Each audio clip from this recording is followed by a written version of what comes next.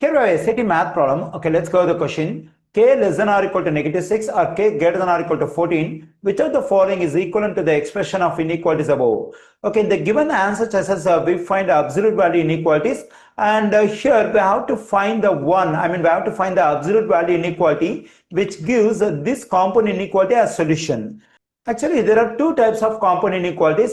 Let me write them over here. That is A less than or equal to X less than or equal to B. And the other one is X less than or equal to A or X greater than or equal to B.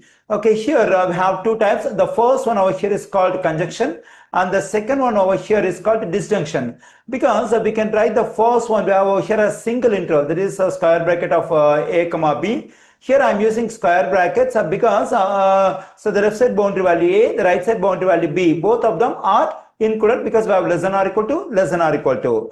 Okay, but here in the second case, we cannot write this one as a single interval. So that is, we can write this one as negative infinity comma A, and for this word R we can write union, and we can write this one as B comma positive infinity. So we cannot write this one as a single interval. So that's why we call this one as a disjunction. And since we are able to write this one as single interval, we call this one as a conjunction.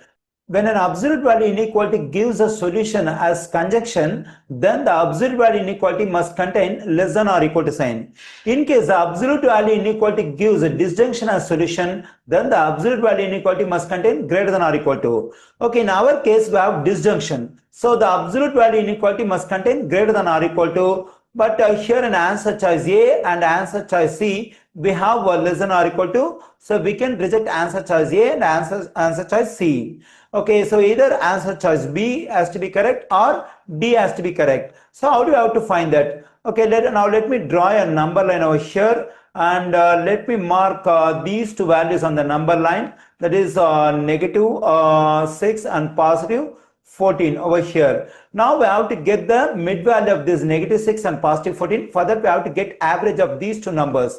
For that we have to add both of them and divide by 2. Negative 6 positive 14 is positive 8 divided by 2, which is 4. So 4 is the mid value of negative 6 and 14.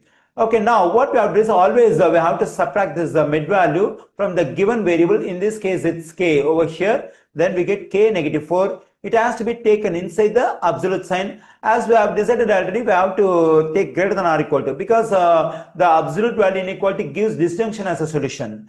Okay, now what number should we should have over here on the right side? How do we have to get that? Anyways, all the answer choices we have 10, 10, 10. And so here we get K negative 4, absolute value of K negative 4 in answer choice D. So we can conclude that answer choice D is correct. But how do we have to get the value 10 on the right side? For that, we have to get the distance from the left side boundary value negative 6 and the mid value 4, or we have to get the distance from the mid value 4 to the right side boundary value. So what is the distance between 4 and 14? That is 10. Even if I measure the distance from this negative 6 to 4, that's also the same, 10. So the distance has to be taken over here. So this is the absolute value inequality which gives this component inequality as solution. We find this one in answer choice D. So the correct answer choice for this question is D.